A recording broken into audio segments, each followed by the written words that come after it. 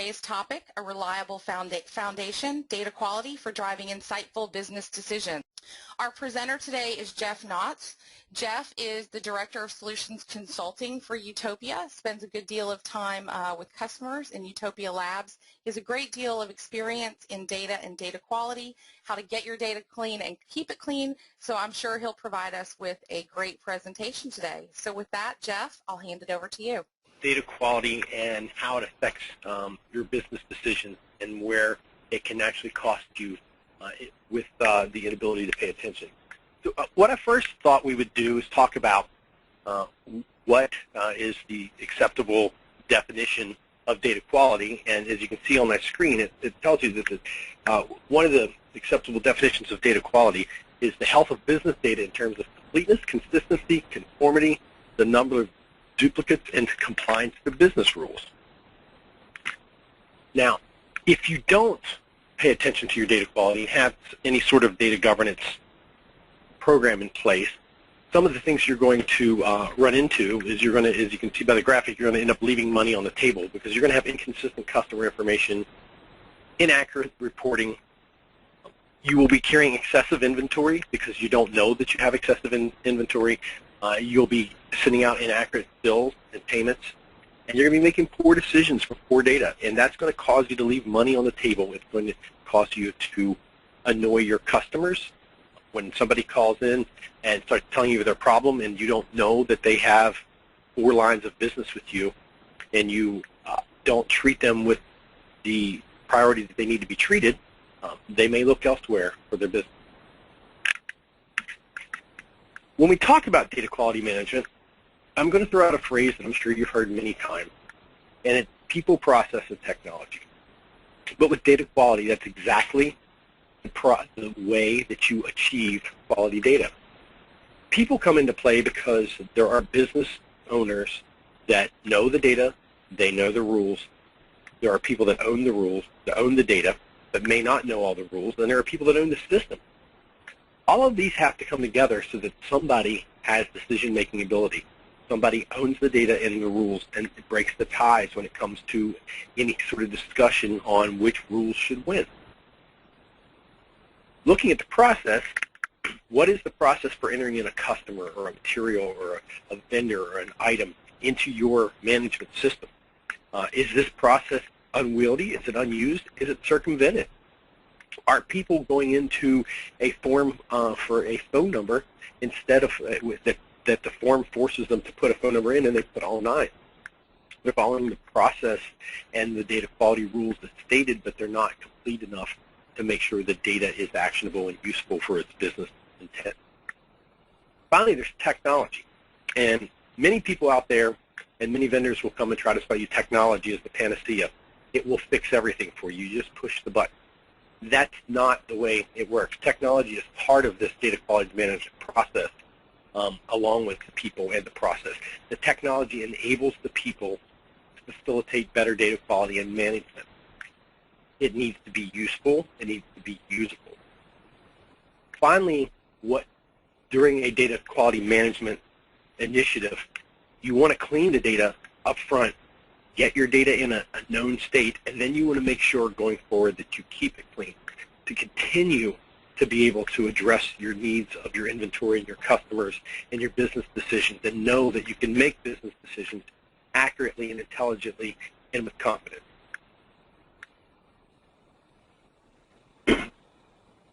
We look at data transformation or data quality as 4 processes.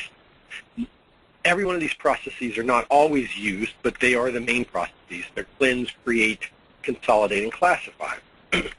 Depending on the the type of data that you're using, the last step, classify, may or may not be needed. So if you're looking at customer and vendor and geographic type data, it's already, in a sense, classified the way that in the industry standard that you want. You may do a little bit of manipulating of that data in such as you may want all data uppercase or lowercase, but that's a little less what we're talking about classifying here.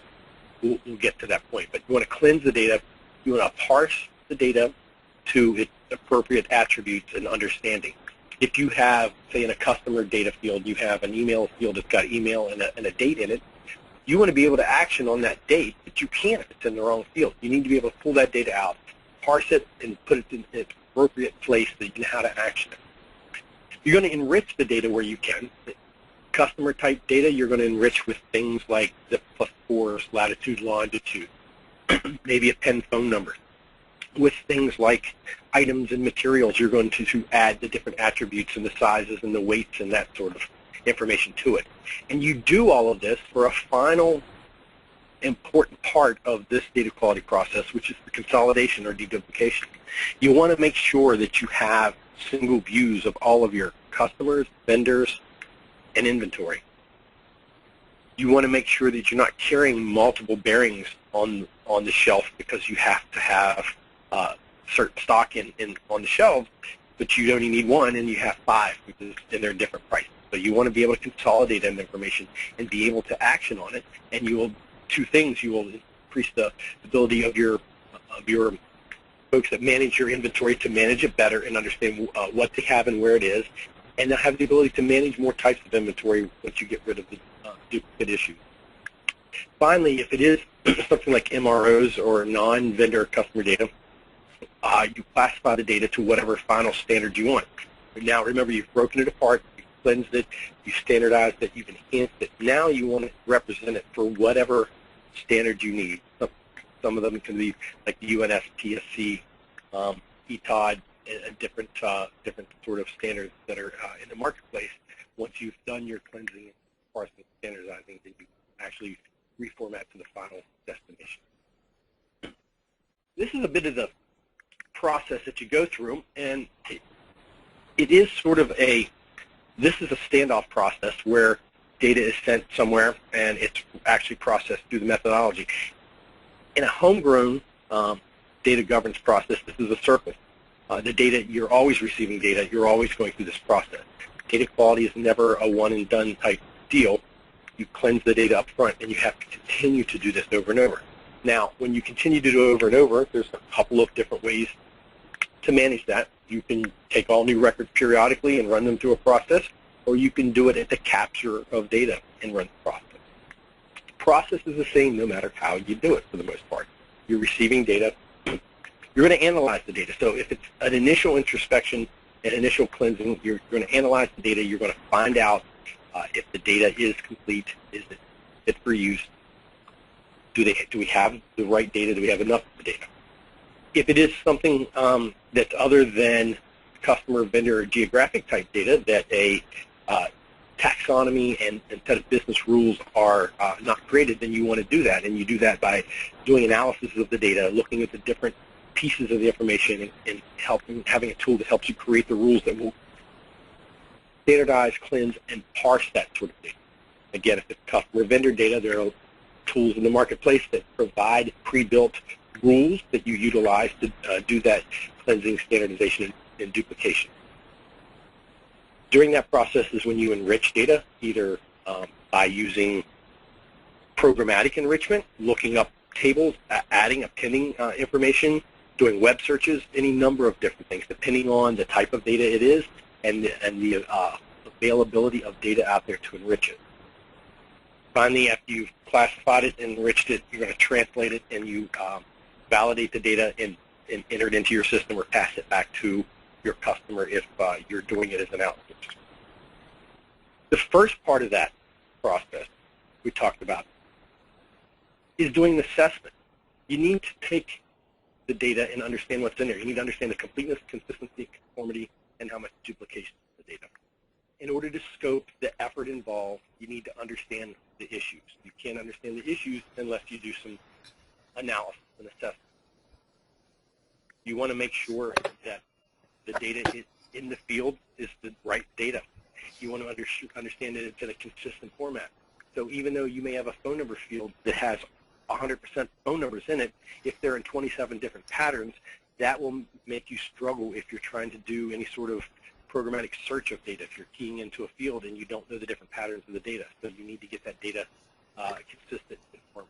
As part of the process of cleansing and doing the analysis, there is a set of reports that are provided and going over to with the business owners and the people that own the data to find out about the status of the data and what are the planned rules going forward.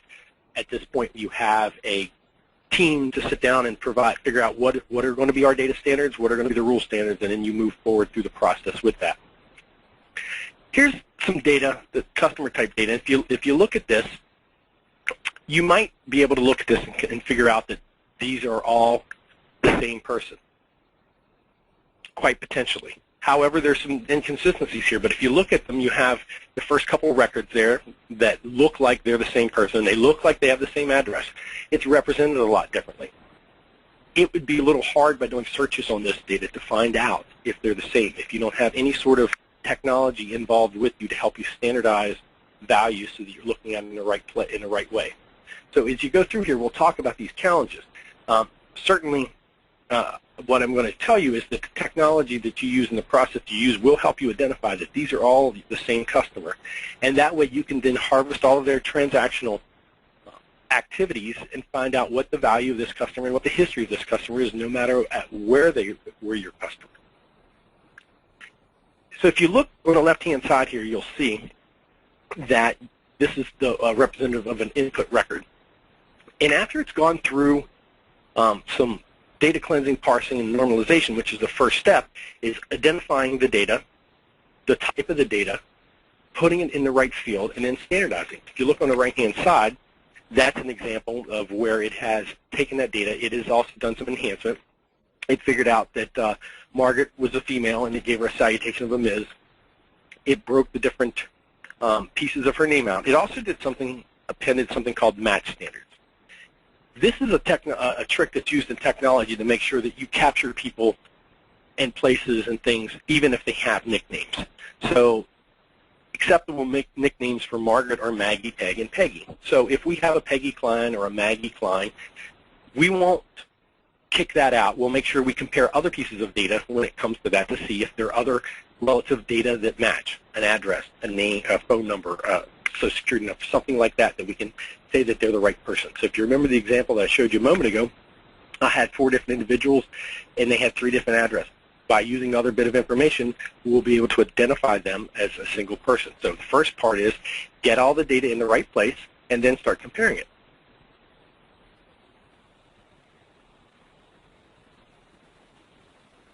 Now, if you see on this example where we have 3 different rows of data coming in from 3 different systems potentially. And what we found is that this certainly is the same individual because they have the ability of having the same address in the first couple records. And if you notice that 101 Avenue of the Americas and 101 6th Avenue, because you're using a technology that understands variations of that, it knows that that is the same valid representation of the same address. And there are thousands of those throughout the U.S. and the world that have different representations of the same address, but they're both valid. So understanding that by having an empirical data set in the background of your tool set will allow you to standardize those and know that this is the same person. The goal here, as you see at the bottom, is we understand her purchase history. That's key to understanding your customers and vendors. Goal here is to get a complete view and then consolidate that data as you can. Now that's customer and vendor type data. As we know, in today's world, that's a part, and it's a big part of every business. But there's other data that needs to be dealt with. There's material, there's equipment, bill of materials, descriptions, all kinds of unstructured data out there. And it's very difficult to gather unstructured data and match it with structured data and provide quality information because some of that information has multiple different attributes about it. If you think customer and vendor, in the North America we have title, first, middle, last name. That's a pretty standard data taxonomy for a name. With things such as MRO materials, items, equipment, the taxonomies can be very complex. The ability to pull that information out can be very complex. Getting the right tool set will allow you to go through and look at these free-form descriptions. First, you have to get the free-form descriptions from the information, whether it's a drawing or whether it's a description field. You have to get it into an electronic format, and then you can start parsing through that information just like the examples I used for customer and vendor. So if you look on the left-hand side, you see that we have some the input data, and you can show sort of the steps of that data. Each of these actually end up being the same part. So the first four are the same part. Once we've cleansed it, we've put the information in the fields in order we want to, and then we start comparing it. So you can see the third box there is that we've cleansed it, we've compared it, and we've consolidated it. The final box is the enrichment process. So we took the information we had from the cleanse and standardize, and we matched it against a taxonomy that in this case, that we've built here at Utopia that has MRO materials, and we've been able to enhance that. There's other ways to enrich the data and enhance that data is by pulling engineering documents and OCRing them. The key here is take the unstructured data or the description data, give it at least some semi-structure, and be able to enhance and enrich that data so that you can make sure that you're not carrying duplicate inventory and paying multiple different prices for the same inventory. Now, we talked about people, process, and technology, and we talked about get your data clean and keep it clean. So the final part of that is as you're entering, you've cleaned your data up, you've moved it into your repository, it's standardized, it's cleansed, it's deduped. Now the problem is people. People come back in and they start entering in new data. TDWI did a survey that showed that 75% or 76% of all data entry errors are from an employee. So what that means is the person that knows the most about the data is the person making the mistakes. Many of the reasons for that is because when you know the data so well, you're not always paying attention as you enter it in, or you're rushing through, or you know the system and you know the places that you can circumvent certain things to speed up your time. If you have the ability to implement a runtime data validation during data entry, that way you can invoke the business rules that you set up in that initial cleansing process. You can reutilize them in a real-time fashion as a web service. As somebody enters in data, you can check for the standardization and validation. You can implement other business rules. You can do duplicate check at time of capture. Now, what this does for you is it ensures immediate compliance with your corporate data standards, and it eliminates proliferation of defective data. It ensures data quality at point of capture. If you give somebody the chance to look down and make a change to data that they know what the change should be, the ability to be consistent with that and get the correct information is going to be much higher than pushing that off to an Excel spreadsheet later and then coming back and trying to figure out what data should have been captured by somebody who's not the data steward or the data expert. This is an example of as you enter in, it can come back and show you, no matter what screen you're using, you can call a web service, will come back and invoke the data quality validation at entry time. One of the ways that we invoke this data quality here at Utopia, one of our favorite tool sets are from the SAP stack of tools, and we use their Information Steward and Data Service. The Information Steward gives us the ability to do some introspection of that data and find out the data defects, find out if the fields are filled out, to help you define business terms, to help you monitor over time as data quality is an iterative process. You want to continue to make sure you're not losing money and losing customers and having duplicate inventory and those sort of things. So if you have a monitoring tool that allows you to look very quickly at a dial and see what's the state of my data, and this tool is one that we use to help you do that initial introspection and final monitoring of the data health as you go forward. And finally, the way to remediate that data, one of the favorite tools we use is SAP Data Services. It has the ability to do this cleansing in batch in real time. It has the ability to do things out of the box like cleanse address and dedupe. You have the ability to create rules to standardize, parse, and cleanse data that might be specific to your organization alone.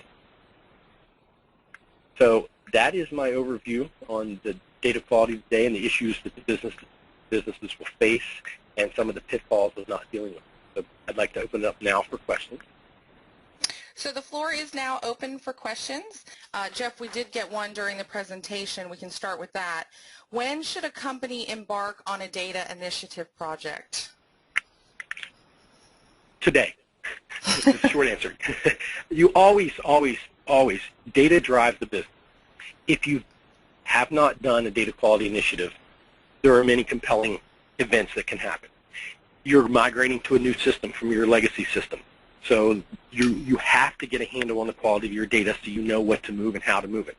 That's a perfect place. If you're having issues with things like over inventory, you're having customer satisfaction issues because you don't have a good view into who your customers are or how much they spend with you or who the important or how much it costs to acquire a customer, then you need to look at your data and see if you have a data quality issue. And a good way to start with that is with a data assessment or a data health assessment. Have somebody come in or get a tool that will allow you to facilitate the ability to look at your data and start getting a sense of what is the health of my data today, where do we want it to be, and what is our path forward. Okay, Jeff, another question for you. You've talked a lot about materials, product, other sorts of data. Can you speak to your experience with HR data? Sure. At Utopia, we have, at any given time, between 30 and 50 data migration, data cleansing projects going on at any one time. We handle the majority of of the modules, depending on what your target system is. We have very deep experience with the SAP as a target system. So we have very deep experience with HR data, all other type of data such as that too. A lot of HR type data has to do with people, places, and things.